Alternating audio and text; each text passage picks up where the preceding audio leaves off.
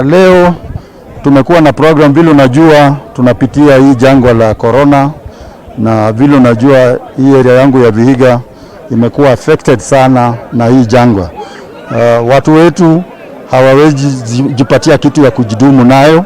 Watu wetu njaa iko, watu wetu hawawezi nunua vitu ambavyo inatakani nunuliwe ndio watii sheria ya serikali. So leo tumekuwa na program ya kusaidia hawa watu wetu kama yani watii sheria. Kama ni program ya kuwa na masks, leo tumewanunulia masks wavae ndio watii sheria, kwa maana saa hizi shida ni kwamba wanasema hawezi bei ya hizo bidhaa. Alafu vile unajua watu wetu mambo ya hii corona imeleta mambo ya njaa. Tumechukua mwito wa kusema akusaidie kwa dhiki ndio rafiki yako. So tuna mpango ambapo tumeenda round, tumeangalia watu wetu ambao wako most vulnerable, wale ambao hawajiwezi wanakaa nje.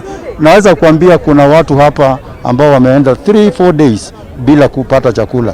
Tumeona as part of our community effort tuwasaidie na chakula. So tumewapandia package sawa, waende nyumbani at least wakule. Haiwezi tosha. Hii kitu si mpango wa kutosheleza, lakini ni mpango wa kusema tu tujaribu kusaidia vile tutaweza, na tunajua serikali na program zake tena kama hizi, na tutasihi serikali iharakishe kwa maana watu wetu wanaumia. Kwa leo tumetarget family 5,000 households, 5,000. Na kile tunafanya vile unajua sisi ni watu wa ugali, tumewaandalia ugali kidogo, mchele, mambo ya kuoga, sukari, majani, yani tu ile chakula sisi ukula huku, ndio ingao at least kwa siku kadhaa wajitosheleze kwa chakula. Well, hata hii ni kitu tumeongea na marafiki zetu, ndio wametusaidia, ndio na hii tutazidi kuendelea na hii mpango, kuomba watu wengi watijitokeze tusaidia, na tukipata tunawaletea. Haiwezi kuwa mwanzo na mwisho, kwa maana maisha lazima iendelee. So mimi nitazidi kuomba marafiki zetu, wahisani wetu watusaidie. Tukipata tunasaidia watu wetu. Hata hawa tunasema 5,000 obviously is never enough. Kuna wengine ambao tumeacha. So we will keep the program alive as long as we can. Vile nimesema, saa zingine tumesaidiwa na marafiki. So mtu akijitokeza na tupatia magunia kadhaa ya unga, saa zingine hatuhesabangi pesa, lakini ukienda kwa duka ni program ambao tunaona for the next 1 month ni kitu inaweza tuchukua about 5 million shillings ndio isaidie watu wetu. We are talking balance between health and education, both of them very key, very key. Kuna masomo tunataka watoto wetu warudi shuleni, lakini kuna health. And if you asked me to rank them, health is number 1. I know there was a committee that was formed by the minister to advise him on these issues of reopening and all that. I'm sure, I understand they have given out a report, and I'm very sure they have considered all the facts, because anything that will endanger the lives of our children will be very, nobody will advise for that. So I think it is a very delicate matter. I would advise the minister to take all matters into consideration, and we should only release when we are sure. Of course, we are now being told that corona is something we might have to live with. So it's a question of how do you balance it and live with it. So I'm sure the government is very on top of this. They are considering all the facts, and if all the facts have been considered, we will support. Mimi vile mnajua nilichaguliwa kwa chama cha Amani National Congress, na kila chama ina sheria zake vile wanachama wanakaa pamoja, na kuna kuanga na kitu inaitwa party code of ethics, party discipline.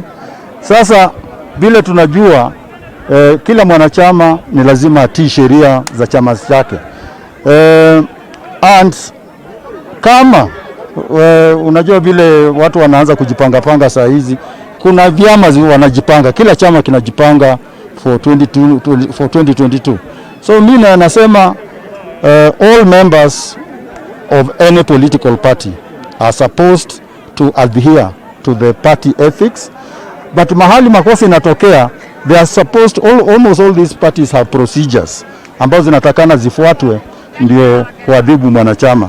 Of course, what we are seeing is we in our party, we haven't had a case like that, and although I attended the NASA parliamentary group meeting and I saw some of our party members being de-whipped, all I can say is that it's not a process that started from our party, but it's a process that started from House leadership, and that was explained in Parliament.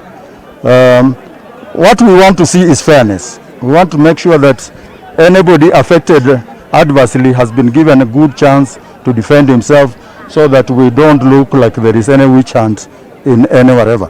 But I personally support issues of party discipline, following party policies and all.